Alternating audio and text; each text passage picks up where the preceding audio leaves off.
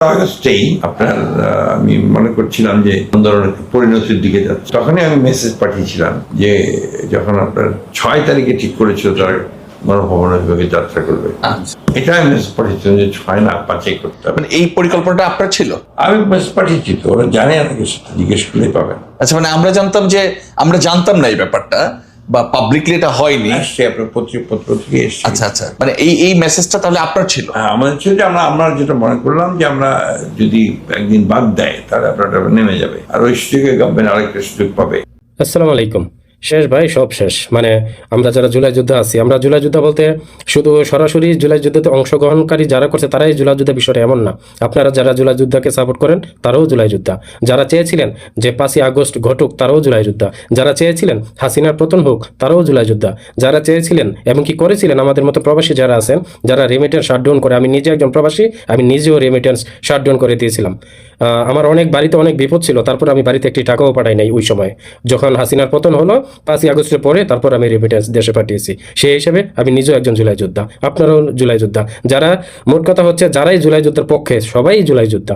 তো এখন আমাদের কারোর কোনো ক্রেডিট নেই, সব ক্রেডিট হচ্ছে বিএনপির মির্জা ফখরুল ইসলাম আলমগীরের। উনি কি বলছে এখানে শুনছেন যে 4ই আগস্ট কিন্তু ঘোষণা দিয়েছিলেন আসিফ মাহমুদ, সার্জিস আলম, হাসনাত আবদুল্লাহ, নাহিদ ইসলাম, ওনারাই কিন্তু ঘোষণা দিয়েছিলেন যে লং মার্চ টু ঢাকা 6ই আগস্ট।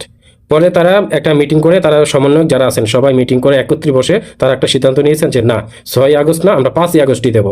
তখন 4 তারিখেই আবার তারা সেই ডিক্লেয়ার চেঞ্জ করে আবার ঘোষণা দিলেন যে লং মার্চ টু ঢাকা 6ই আগস্ট নয় 5ই আগস্ট। তারপরেই 5ই আগস্ট একে একে করে লক্ষ লক্ষ ছাত্র জনতা, সাধারণ আমজনতা সবাই ঢাকা আসতে লাগলো। পরে লং মার্চ টু ঢাকা হয়ে গেল, হাসিনার পতন হয়ে গেল, হাসিনা পদত্যাগ করে দেশ থেকে পালাতে বাধ্য হলো। তো এই সব কিছু ক্রেডিট হচ্ছে আমরা যারা জুলাই যুদ্ধে আছি, সাপোর্টার আছি, আমাদের সবাই জুলাই যুদ্ধে যারা আছে তাদের সবার, কিন্তু না, এখন সব ক্রেডিট বিএনপি মির্জা ফখরুল ইসলাম আলমগীরের। কেন? উনি বলছে যে এই ওরা যে সমন্বয়ক যারা আছে তারা যে জুলাই যুদ্ধের ডিক্লেয়ারটা দিয়েছিল 6ই আগস্টের, এখন উনি বলতেছে না, এটা 6ই আগস্টেরটা 5ই আগস্ট হওয়ার মূল মেসেজটা নাকি এই মির্জা ফখরুল ইসলাম আলমগীর দিছে। মানে ওনার পরামর্শই, ওনার পরিকল্পনা করেই, ওনার মাধ্যমেই, ওনার কারণেই, ওনার মেসেজের কারণেই নাকি 6ই আগস্ট থেকে 5ই আগস্ট করা হয়েছে। মানে এখন সব ক্রেডিট ওনার।